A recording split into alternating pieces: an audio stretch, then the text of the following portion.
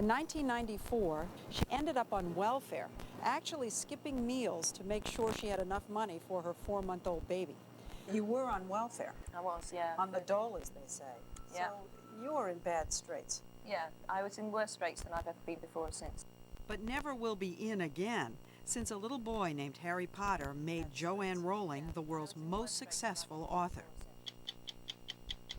Years ago, when blacks migrated north, they moved into the cities. But now, 4 out of 5 of the blacks migrating south are moving to the suburbs. My father used to always say, stop asking for a piece of the pie. Make your own damn pie. And this is us making our own pie. We're no different from anybody else. We want nice homes. All of us have college degrees here. All of us have white-collar jobs. Why should we have to settle for anything less? On a string of beautiful coral islands in the middle of the Indian Ocean, America has built one of its most important strategic bases, just 7 hours flying time from downtown Baghdad.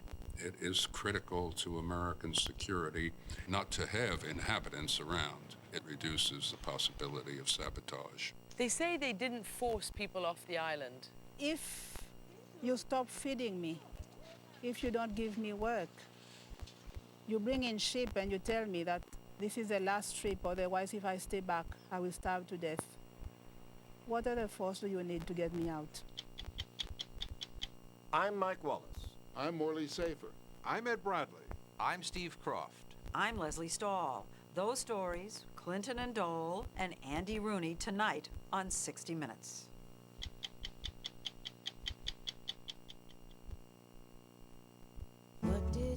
Critics agree Alex and Emma is the best romantic comedy of the year. Kate Hudson continues to shine. She's absolutely dazzling. Kate Hudson, Luke Wilson, Alex and Emma. Rated PG-13. Starts Friday, June 20th. Hey, have you called your doctor yet about the purple pill called Nexium? Well, perhaps you should wait till you get home. Find out if Nexium is right for you and visit us at purplepill.com. How you doing? Good, man. How you doing? Give me a couple of those tickets. All right, good luck. I need some.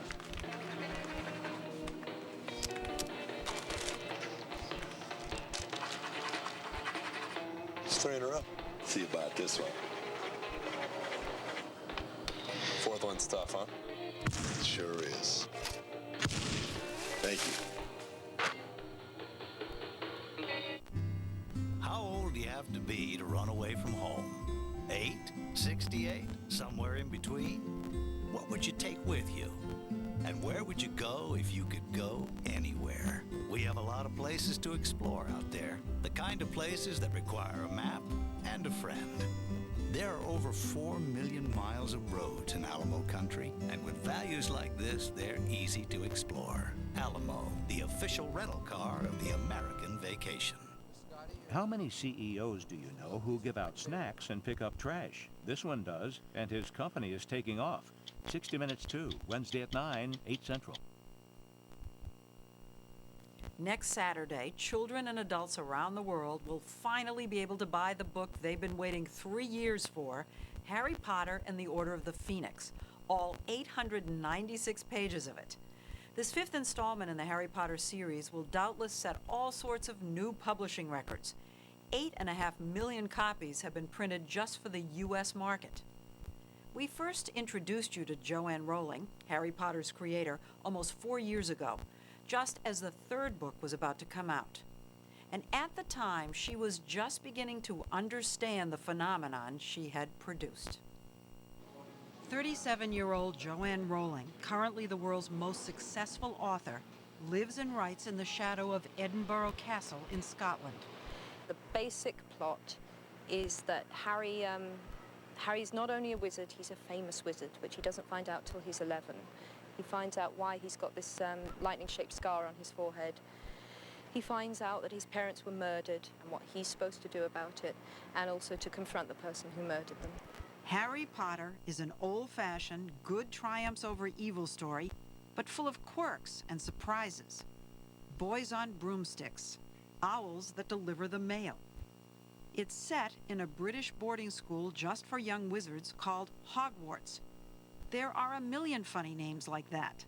Headmaster Dumbledore, Evil Lord Voldemort, Harry's know-it-all friend Hermione.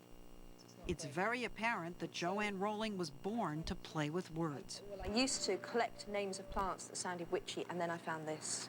Culpeper's Complete Herbal, and it was the answer to my every prayer. Flaxweed, toadflax, fleawort, just goutwort, grommel, knotgrass, mugwort. Harry Potter was born in Jo Rowling's imagination nearly 10 years ago. I did pictures of characters. Oh, you did? Yeah. No one's ever seen these before either. Ooh, these are your own drawings? Yeah. The drawings, which she once considered using in the books, are amazingly detailed. Harry, his awful cousin Dudley, Hogwarts magical potions professor McGonagall. Those images turned into the vivid word pictures now captivating so many kids. Professor McGonagall watched them turn a mouse into a snuff box. Points were given for how pretty the snuff box was, but taken away if it had whiskers. It really gets into kids. It gets right into their craw, and they love these books. I've heard of kids that have read them 7, 8 times. I've met kids like that, and I met this mother in a signing queue not long ago who said to me, my son is here, and he wanted to meet you, but he was too ashamed of the state of the book to ask you to sign it. And it was all wrinkly and covered in rubbish, and the cover was falling off. And I made her go and get him, because that is exactly the state I want to see my books in. I have no truck with these people, these very anally retentive people who don't crack the spine when they read a book. I say crack the spine and read it, because that's what it's there for. So many people are cracking the spines of her books that Jo Rowling is becoming a publishing figure of historic proportions. It's unprecedented in American children's books. It's unprecedented in English children's books. Eden Ross Lipson is children's book editor of the New York Times. There's nothing that compares to the velocity of the success of Harry Potter. Nothing ever? No, not really. What makes Jo Rowling's success all the more remarkable is what it followed. In 1994, when her marriage to a Portuguese journalist collapsed, she moved here to Edinburgh, Scotland. She had few friends and fewer prospects and ended up on welfare, actually skipping meals to make sure she had enough money for her 4-month-old baby. And while she thought of herself as a writer, she had never published anything. A journalist actually said to me the other day, so you wrote your whole first novel on napkins, paper napkins. Because you couldn't afford the paper. Yeah, which is really going it a bit even for me. No, I did not write on napkins. I could afford pens and paper, yeah. But you were on welfare. I was, yeah. On the dole, as they say. Yeah. So you were in bad straits. Yeah, I was in worse straits than I've ever been before or since, yeah. She'd been playing with the idea of Harry Potter for years by then. And she says she's always written, ever since she was a little girl growing up in southern England. Even when she worked as a teacher, she was just biding time. What amused me, I went through this last night to show you, and the funny thing was that this is my employment history. It's the back of stuff that I really should have been doing as work, and on the front you have bits of my writing. This is really old. This is a photocopy from a textbook when I was teaching in Portugal. And obviously this was what I was supposed to be doing with the children, and on the back you've got all the ghosts for Gryffindor. Gryffindor is one of the dormitories at Hogwarts. This may look like random scribbling, but it's actually all part of a master plan. Long before she was published, Rowling had 7 Harry Potter books meticulously plotted out on grids, one for each year Harry spends at wizard school. But before you assume she's compulsively organized, You have to pick the box up. Is it too heavy to just show? This is the filing This system. is one of many, many boxes in my bedroom. How do you find anything? Well, bizarrely, I do find it. I know that this is box 1. So, and I know the kind of stuff that's in box 1, but it's nice because you start rifling through it and you suddenly think, oh yeah, there's that. So if I filed more efficiently, I wouldn't have these sort of lucky chances. it's one thing to have boxes full of notes, another thing entirely to turn them into a book. Back in 1994, with a baby daughter and no money, Jo Rowling knew she had to write it quickly or forget it. So I decided it was going to be my last-ditch attempt to get this book published. And so I'd walk around Edinburgh pushing her in the pushchair and wait till she fell asleep, and then I would literally run to the nearest cafe and write for as long as she stayed asleep. Most often, she wrote here in Nicholson's restaurant because they let her stay for hours nursing just one cup of coffee. Finally, she had a manuscript to send off. People turned it down. Oh, yeah. A lot? No, it's, 4 or 5 publishers turned it down, I think. And the consistent criticism was it's far too long for children. Jo began looking in a directory for a literary agent. She liked Christopher Little's name. So one day, you get this unsolicited manuscript from someone you've never heard of. What do you think? These things can sit in a pile for ages, you know, because they're known as the slush pile. They're the unsolicited, and, you know, that's the also-rans usually. And just by chance, 2 days afterwards, picked up this pile and went off to a lunch because somebody was turning up late. And inside, I started reading about Harry Potter. And, you know, my toes curled. You knew it right away. Right away. He may have known, but several more publishers turned Harry Potter down before the British company Bloomsbury finally bought it. That moment when he told me that Bloomsbury wanted to take the book, second only to the birth of my daughter, was the happiest moment of my life. When did you get the first inkling that this was not going to be your everyday children's book? The book's sales climbed steadily from publication, and that was with no publicity, really.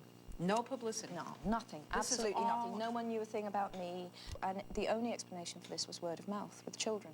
The publishers printed, you know, very few books, as they often do, and the demand came not from anywhere else but out of the playgrounds. So it really built by word of mouth from child to child? Yeah, out of the playgrounds. And now it's like a chain reaction. Everybody gets involved with that. In my class, like, you didn't read Harry Potter? And then, like, 2 days later... You're out of it. Yeah, like 2 days later. It was so good, wasn't it? These kids in Stamford, Connecticut are typical of the fans creating the Harry Potter avalanche. It's very different. It's not like a normal, average book. It's like so imaginative. It's almost like, it's so detailed. It's almost like watching the book instead of reading it. Like in normal classes, they'd give you homework on math and everything. In this, it's to find out about wizardry, and it's really great. How do you kill this plant that will strangle you? Or how do you do this magical dark secret potion or something? Just the fact that both girls and boys are excited about the same book sets Harry Potter apart. In fact, Rowling's publisher originally tried to mask the fact that she's a woman by using her initials, J.K., on the books. Traditionally, boys don't like to read books written by girls. Girls read books written by anybody. But boys have this sort of peculiar sort of sexist thing. Well, the secret's out now, and kids don't care what she's called as long as she keeps writing. This is getting kids who don't like to read or who have never read before, they call them reluctant readers, to not only pick up this book or these books and read them, but then to want to read other similar books. There's nothing better than that. And have you been told about this? Yeah, I've been told about it quite a lot, and I've twice met mothers of dyslexic sons, and one of them who have told me that their sons did read the entire books themselves, and one of them, Harry Potter and the Philosopher's Stone, was the first book, he was 9 years old, the first book he ever read for himself. And this absolutely supports my view that children are grossly underestimated. My dear, you have a deadly enemy. But everyone knows that, said Hermione in a loud whisper. Rowling, the ex-teacher, relishes any chance to read to children and hear their questions. This was a hometown crowd in Edinburgh. Did you base anyone in the book on you? On me? Yeah. Not very proud of it, though. Hermione. She's really annoying. I think I was really annoying when I was 11. I loosened up a lot, though, as I got older. A lot. And Hermione's going to, too. Usually when you think about sequels, sure, you know they're going to mess it up. But I don't really think of these as sequels. I see this as one huge novel that has been divided for the reader's convenience into 7. Jo Rowling would love to be left alone to spin out the rest of her series at a quiet corner table at an Edinburgh cafe. But she's so famous now, that's getting harder to do. And there's enormous pressure to turn Harry Potter into a marketing machine. If people could see the kind of offers I've had to use Harry in advertising and publicity and all sorts of ridiculous, frankly, things, and I've said no to absolutely all of them. Like what? Can you give us an example? Margarine. Margarine? Oh, my goodness. No. No. No. Absolutely. Why? Why? But Jo Rowling is no longer the sole proprietor of Harry Potter. She sold Warner Brothers the rights to put him on the silver screen and everything that goes with that. You've sold the movie rights. You're going to have a television series. You're going to have action figures. I don't know about the television series. Possibly. Possibly. Action figures. Don't say action figures. Well, whatever. I'm a mother. I hate action. Well, what are we calling them? Dolls? Yeah. And I can only say now to all the parents out there, if the action figures are horrible, just tell the kids that I said don't buy them. Sorry, Warners. Warner Brothers wasn't upset with her. It has since produced 2 blockbuster Harry Potter movies with more to come. And this year has already brought 2 important milestones for Joanne Rowling. Remarried in 2001, she gave birth to a baby boy in March. And she recently became the richest woman in Britain, even richer than Queen Elizabeth. Potter fans, you are in luck because the new Harry Potter book hit store shelves Saturday. But some lucky New Yorkers bought the book days before the rest of the world. This health food store in Brooklyn doesn't sell many books, but it did get in 4 copies of Order of the Phoenix. And despite all the attention Saturday's release date has brought, the store owner claims he didn't know anything about it. Well, he put his copies on sale Monday, tucked on this shelf right near the dog shampoo, and he says he didn't know about it. Well, 4 lucky fans actually snapped them up right then and there. The store owner says he had no idea why people were so excited about finding that book. And I wonder if he had known, if he could have jacked up he would the never price. do that. Never. Nobody would do that. That's going to do it for us. Time, fellas. Next here.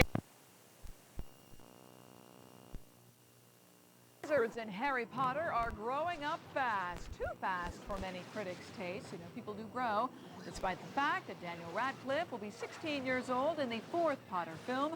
According to Reuters, it looks like he will be conjuring up more magic. He, along with 2 other cast members, have been told that they're too old for their roles, and kids will not relate to a Harry Potter who has hairy pits.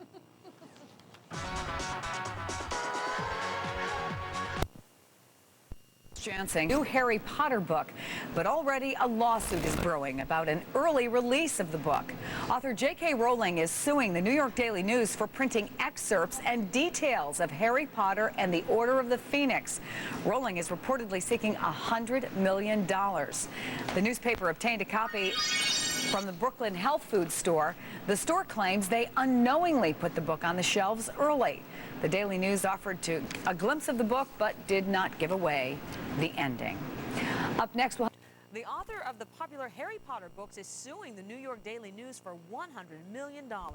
The newspaper published excerpts from the highly anticipated book, Harry Potter and the Order of the Phoenix, which officially hit store shelves this Saturday. Well, a newspaper employee bought the book from a health food store. In fact, several stores nationwide have jumped the gun and sold that book, including a Walgreens in Daytona Beach. Channel 58 and 87.7 FM. J.K. Rowling, the creator of Harry Potter, is a story as fanciful as the books that she writes.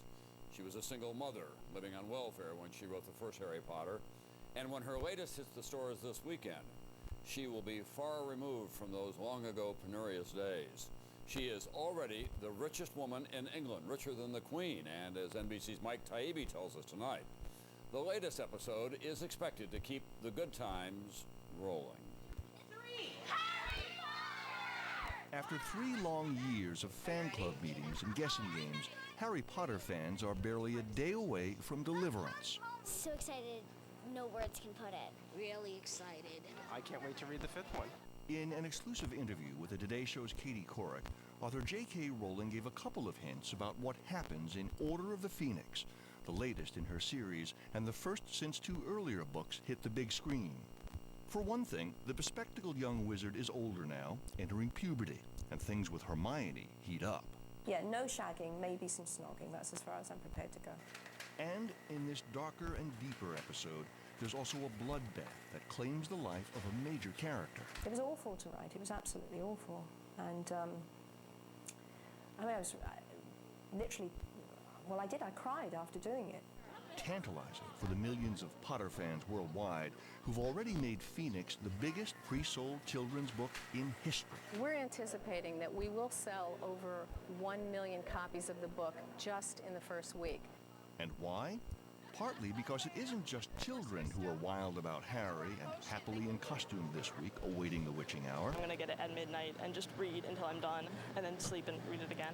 And this time around, Harry's not just a book, he's a blockbuster brand name too. Dozens of new products in a marketing blitz to match the publishing spectacle. There are toys, there are board games, there's clothing, and we actually don't focus on that. We focus on being the best publishers of the book.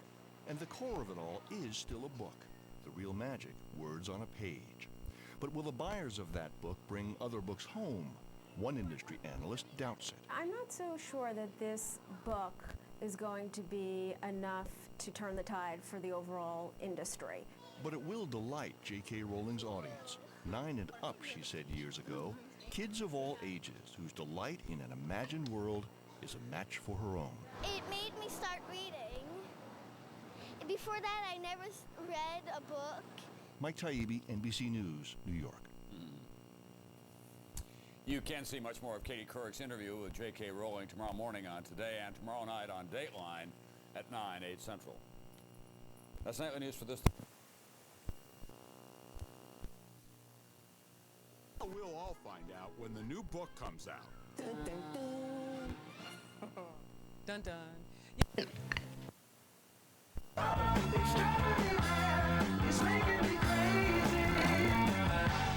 A married couple engaging in a little monkey love, kinda. The couple deciding to 8 5-week-old penguin chicks, the tiny penguins, all weighed in and given an identification chip. Zoo workers say they had a record number of chicks this year. Quite a surprise for some Harry Potter fans in Indianapolis. Several Osco stores there selling the much-anticipated 5th book in the Harry Potter series before tomorrow's release date. The book's publisher could punish Osco since all retailers signed an agreement to hold the book until the release date. Osco says it was an unintentional stocking mistake. Harry Potter fans, big and small, eagerly awaiting the witching hour as Harry Potter and the Order of the Phoenix hit store shelves at midnight. Rick Leventhal is live outside the New York City Public Library with a look. Rick. And Rick, this must be the most hyped, most protected, and largest book release in the world. 8.5 million copies of Harry Potter and the Order of the Phoenix hitting bookstores, not yet, but at midnight tonight. Rain or shine, hundreds of thousands of eyeballs will be glued to the 768 pages, totaling 255,000 words at the low cost of just $29.99. The first 4 Potter books sold almost 200 million copies in 55 languages in 200 countries, and the book's author, J.K. Rowling, is now worth more than the Queen of England, with a fortune topping $300 million. The book will be on sale in Australia in just a few minutes. They're 14 hours ahead of us here in New York. It'll be on sale in London, I guess, about 8-10 hours after us in New York. In the meantime, the first U.S. signed copy of Harry Potter and the Order of the Phoenix will be delivered here to the New York Public Library in just about 1 hour. They're bringing it in an armored truck. I'm not making that up. And there will be a celebration of sorts here, and a wizard will be on hand to help celebrate the arrival of this book. Absolutely, and some owls as well. How owls? Owls. And a magic show. Why all the hype? It's a very exciting day because J.K. Rowling signed a book on the 11th of June. They brought it over on the 12th. It's been a secret location ever since. And they're actually going to present it today to... Tell the truth, you've never read any of these books. I've read all 4 of the books, yeah. What makes them so special? Because they're magical and wonderful, and they capture everybody's imagination. And do you think it will fly off the shelves as predicted? Absolutely, just like a phoenix. Flies into the sky. And do you have any special talents as a wizard? Can you make magic? Is this your microphone? Yeah. Oh! That was quite impressive. You're not doing that again. So, I had a flashback for a minute there. What else you got? Just like the old days? Sure. How about a little card trick? In any event, there will be a party here at the library at 11 a.m. Eastern Time. Job. Wait, where did you get that? And you'll get all kinds of fun stuff. Boy, I'm very impressed. If you show up. Sorry. So You have a lot of these? big book. Yeah, I do apparently. That's something. We'll be here to bring you all of the latest. Very impressive. From this event. From the library. Rick, save me. Rick Leventhal, who probably wishes right now that he was back in Baghdad. Yes, I do. Thanks, buddy. Tonight, millions of fans getting ready to grab their copy. Let's go live to Rick Leventhal in front of the New York Public Library. Hi, Rick. Hey, Bridget, in about 20 minutes, an armored truck's going to pull up to the front steps of this very famous library, and a hotly anticipated book, one copy, will be brought out the back, a signed copy by the author, J.K. Rowling, of the 5th Harry Potter book, Harry Potter and the Order of the Phoenix. That book will be brought in here to be put on display, but don't even think about reading it, at least not yet. It will hit bookstore shelves at midnight tonight. This is a very hotly anticipated book that is already being sold at stores in Australia, which is some 14 hours ahead of us. And apparently some stores in the U.S. have broken the embargo and are selling it as well, including places like Indianapolis, which is causing quite a stir. The Daily News is actually being sued. They were able to get an advance copy of the book, printed some excerpts, and now the company is suing them for $100 million. The book will get a New Year's style countdown at Times Square tonight. Just amazing hype for this 5th book. It's 768 pages, 255,000 words, with a $29.99 cover price. The first 4 books in the series sold 200 million copies worldwide in 55 languages in 200 countries.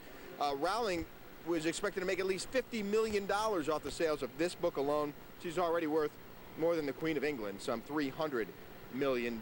Now, we want to show you some exclusive videotape that was shot by our photographer, Scott Wilder, just a short time ago.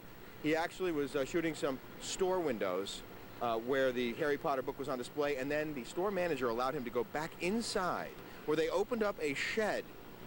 They took the padlocks off, let him in, and he got video of cases of the books that are being readied for sale at 12:01 a.m. Saturday. So exciting stuff out here. You can cut the excitement with a chainsaw, waiting for the arrival of this signed copy of Harry Potter and the Order of the Phoenix. And as soon as that happens, we will bring you that exclusive video, or semi-exclusive video, right away. Bridget? A lot of people still out there in wizard costumes, Rick? There is one wizard. I hope he doesn't have any more of that flash powder that he demonstrated on camera. Let's get a look at the wizard who's hiding from the rain, by the way, because he doesn't want that hat to get dirty. I guess not. Okay, Rick Leventhal, we will be checking back, and thank you for that exclusive video there. Okay, coming up on Fox, as we've been saying, it is here, the new Harry Potter book hitting the newsstands in a few hours.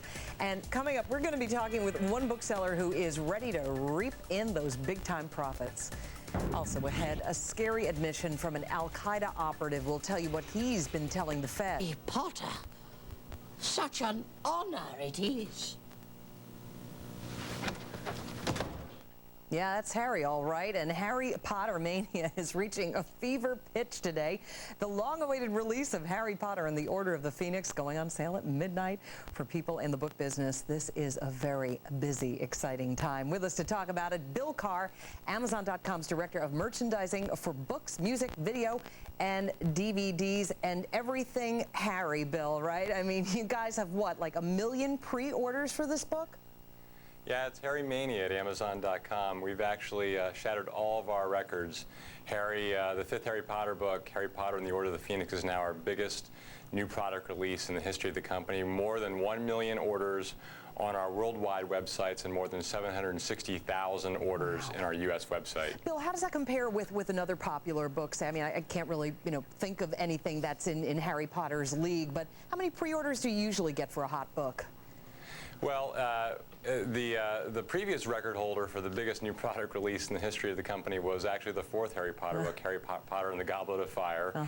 And in that book, we took 350,000 pre-orders. So even within the popular Harry Potter franchise, this book is record-setting. Man, now who reads it? I mean, my daughters are too young. I know my sister-in-law's boys are absolutely, wild about Harry, as everybody loves to say. But who do you get the orders from?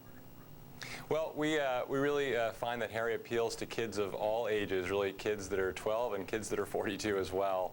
The books are just so creative and magical that they really appeal to kids of all ages. Yeah, and you know what amazes me about it, too? Kids don't seem daunted at all by the length of the books. Now, I'm not sure if this is the longest in the series, but I guess it's like 870 pages long. Is that right? 896 pages long. The book weighs 2.8 pounds, and in fact, it's a big enough book, and the volume is so big that each one of our fulfillment centers has had to process more than 150 tons of Harry Potter and the Order of the Phoenix books. Oh my goodness! And that's just the books. I mean, the merchandising is wild too, I'm sure.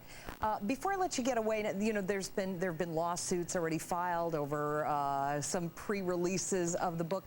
Does that tend to help or hurt your sales?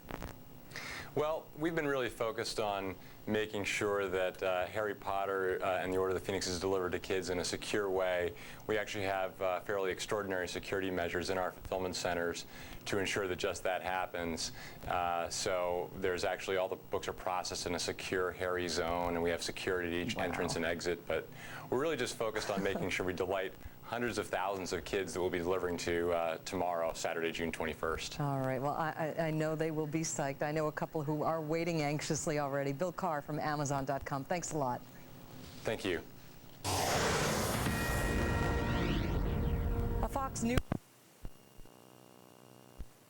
Phoenix officially goes on sale. CNN's Greg Clarkin reports the Potter brand has become its own empire. What are you all doing here? Rescuing you, of course. Actually, Harry hardly needs rescuing. The young wizard has turned into an entertainment conglomerate in just a few years, starting with 4 runaway bestsellers and adding 2 blockbuster movies, countless toys, games, and other merchandise. And Potter Inc. is about to get even bigger.